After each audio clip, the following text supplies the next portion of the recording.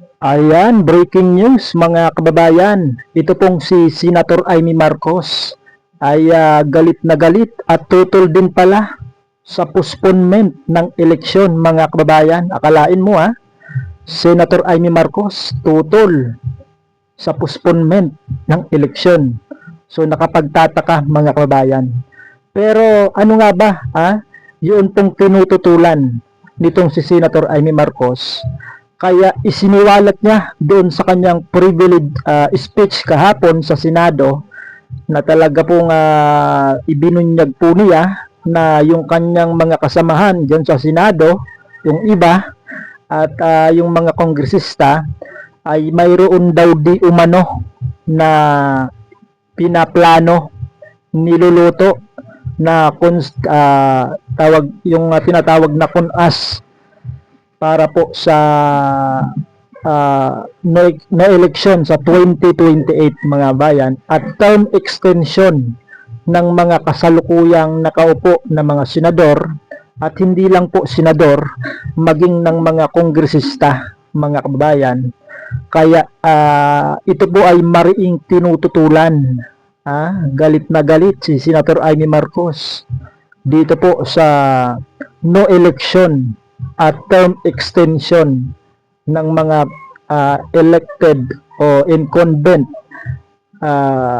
officials ng atin pong gobyerno mga kababayan. So ito po, panoorin po natin si Senator Amy Marcos. Impeachment, no elections, term extension. Ito ang inaatupag ng ilang mambabatas na nagiging mambubutas ng sikmura ng taong bayan. Inuuna ito kaysa gutom, trabaho, kalusugan, kabuhayan. Gusto nilang pahabain ang paghihirap ng Pilipino, gusto ata nilang gumapang ang bayan sa dusa, gaya ng paggapang ng mga buhaya sa kaban ng bayan at konstitusyon. Ginoong Pangulo, Ginang Pangulo, hindi ko inaakalang aabot sa punto ng buhay ko na ako, isang Marcos, magtatanggol ng 1987 Constitution. So ayan po mga idol at mga kababayan, narinig po natin at napanood mismo yung privilege speech nitong si Senator Amy Marcos. Talagang hindi ka panipaniwala mga kababayan. Talagang yung lumalabas kung namumutawi sa kanyang bibig ay dapat daw na ituloy itong 2028 election at mariin po niyang tinututulan yung no election sa 2028 mga kababayan. So sa puntong yan ay medyo okay sa atin yan.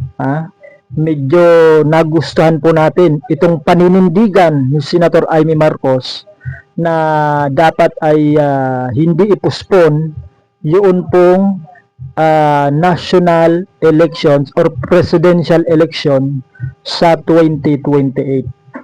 Pero mga kababayan ay nagiging selected mga kababayan. Ito pong kanyang pagtutol sa no election o postponement ng election. Kasi alam naman po natin mga kababayan na number 1 itong si Senator Marcos na naghahain ng panukala para muling ipagpaliban yun pong barangay at SK election. So ganun po kababa yung tingin ng ilang mga mambabatas, lalong-lalo na itong si Senator Amy Marcos.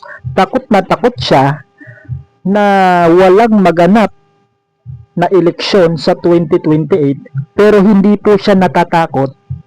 Baliwala lang sa kanya kahit mapuspon pa yan. Yung barangay at SK election, wala siyang pakialam mga kababayan. Pero dito sa national election sa 2028, naghanda pa siya ng ng video presentation sa Senado.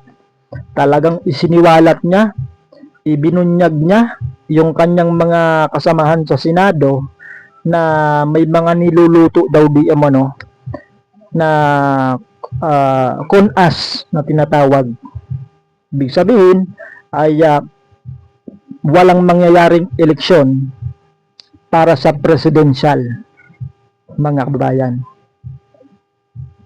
So, nakapagtataka lang mga kababayan sapagkat kung ganun po kataas yun pong pagtingin ni Senator Amy Marcos sa national election, kabaliktaran naman mga kababayan yung pagtingin niya sa barangay at SK election.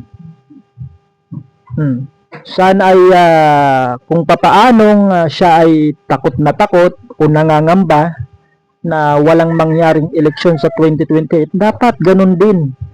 Mas lalong takot dapat siya na walang mangyaring eleksyon para sa barangay at SK, mga kababayan. Bakit? Saan ba o sino ba yung unang nilalapitan ng atin pong mga kabarangay? Halimbawa, pagka may away sa barangay, sino yung unang lalapitan? Yung barangay. Pagka may ninakaw na sinampay, tapos nireklamo, sino yung unang nilalapitan ng ating mga kabarangay? Hindi ba yung barangay?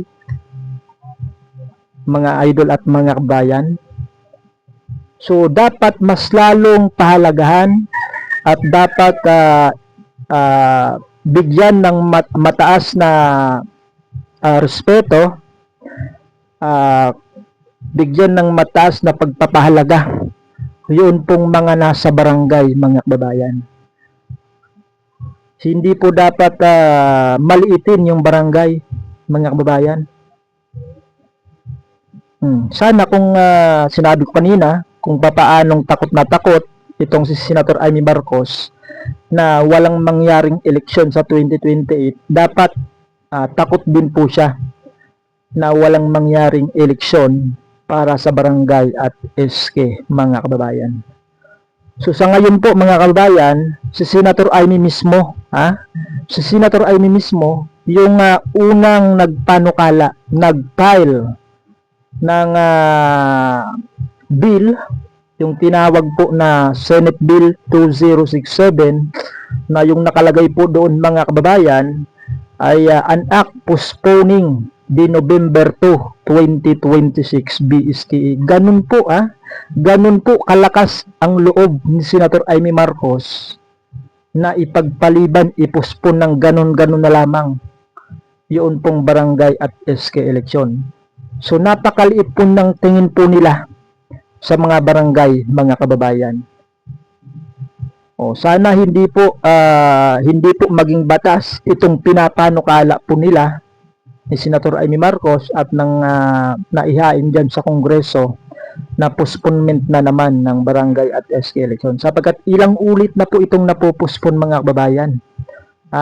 Ilang ulit na po at overstaying na po yung atin pong ibang mga yung ibang mga barangay officials, lalong-lalo na yung nakatatlong termino na. Mahaba na yung kanilang naging panunungkulan.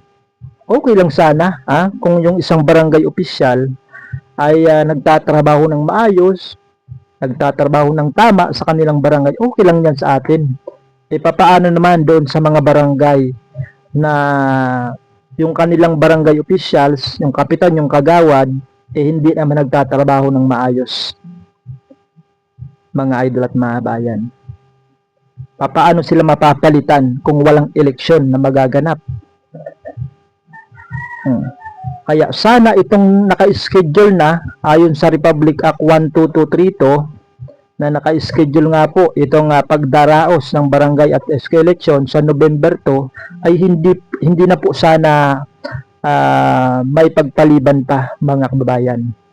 Kaya sana po yung panukala na inihain po nila diyan sa mababang kapulungan at sa mataas na kapulungan, sana ay hindi na po mapag-usapan. Sapagkat yung pangunahin po na idinadahilan po nila kaya gusto nilang ipospon na naman dahil daw sa oil crisis. So sa palagay ko, mga kababayan, makakaboto naman ha, yung atin pong mga kababayan makakarating naman sa persento kahit na 100 po yung kada litro ng gasolina, mga kababayan. At yung iba naman ay malapit lang naman yung bahay doon sa persento, kaya naman lakarin. Ilang porsyento ba yung uuwi mula sa Maynila papuntang probinsya? Wala naman siguro wala naman siguro 20% ng mga botante. Kaya sana hindi na maipagpaliban pa itong barangay at SK election na nakatakda ngayong darating na November 2, 2026, mga kababayan. So, hanggang dito muna yung ating update, mga idol at mga kababayan, ha. Basta tuloy lang po tayo sa atin pong ginagawang paghahanda, lalong-lalo na yung atin pong mga aspirants, yung atin pong mga re-electionists na mga barangay officials. Tuloy lang po kayo sa inyong paghahanda sapagkat ang umiiral po na batas ngayon ay Republic Act 12232 na may schedule ng BSKE November 2, 2026. Hanggat wala pong batas na nagagawa yung atin pong mga mambabatas, the schedule of barangay and SK election is still November 2, 2026, mga kababayan. Kaya maghanda po kayo para sa darating na halalang pambarangay. So ayan, maraming salamat po sa inyong panonood at magandang araw po sa ating lahat, mga idol at mga kababayan.